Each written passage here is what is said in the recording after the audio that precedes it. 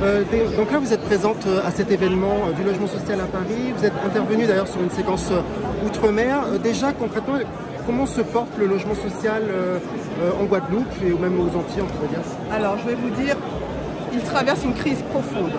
Aujourd'hui, la Guadeloupe, c'est 40 000 logements sociaux, donc c'est un petit territoire, avec la présence pourtant des grands financeurs que sont la CDC Habitat et Action Logement.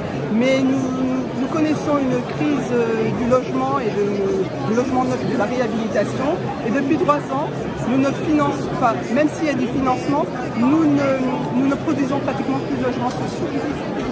Et nous avons des difficultés pour réhabiliter. Pourquoi?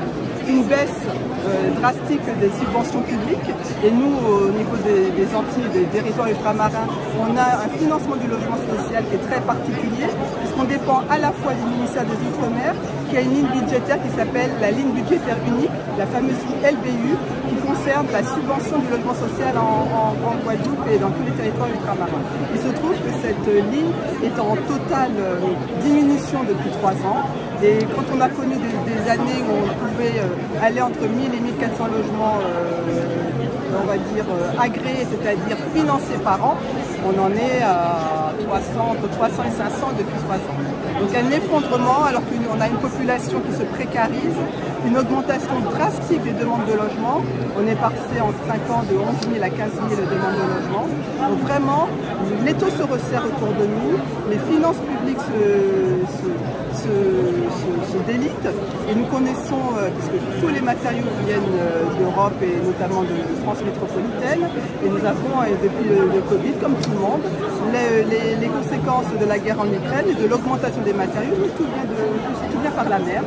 Donc une crise profonde. Après, sur le territoire, on a un tissu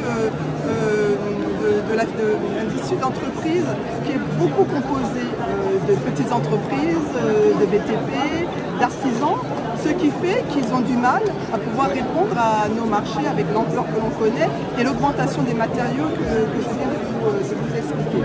Donc aujourd'hui, les budgets n'arrivent pas à monter les opérations pour des raisons tout à fait d'équilibre financier.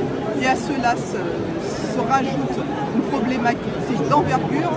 On a un système d'assainissement et d'eau potable complètement défectueux qui nécessite des travaux je dirais pantagruesques.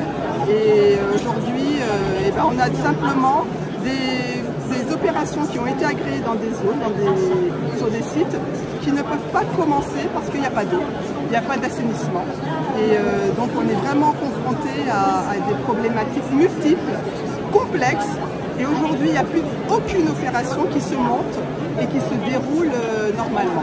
Donc on est passé sur des opérations qui peuvent durer de 5 ans, à presque, on approche de 10 ans pour certaines opérations. Vous avez aussi souligné un point important, c'est notamment les problèmes des assurances, où d'un seul coup les assurances se sont rendues compte que nos territoires d'outre-mer existaient avec justement les problèmes des cyclones, les émeutes en Nouvelle-Calédonie, etc., etc. Ça aussi c'est un énorme problème. Ah mais c'est dramatique pour nous parce qu'il se trouve qu'aujourd'hui, en réalité, les dommages aux biens, c'est l'assurance de dommages aux biens n'est pas obligatoire. Donc bien évidemment, l'ensemble des bailleurs veut s'assurer, comme tout promoteur, tout bailleur, même privé, s'assure pour les dommages aux biens. Mais aujourd'hui, les assureurs qui ont perdu beaucoup d'argent sur nos territoires, pratiquement une guerre civile, on va dire entre guillemets, en Nouvelle-Calédonie, les émeutes en Martinique, Irma, et c'est 2 milliards, on l'a dit, c'est 2 milliards d'indemnisation qui ont été nécessaires. Donc je veux dire, comme tout groupe capitalistique, ça on ne peut pas leur en vouloir. Ils regardent ce qu'ils touchent comme prime et ce qu'ils ont comme dommage, et quand l'équilibre ne se fait plus, ils se disent mais pourquoi on reste? C'est quoi, 1 million d'habitants sur tous les territoires? Mais moi je suis leader mondial, je pars. Donc là aujourd'hui il y a un désengagement qui est déjà opéré.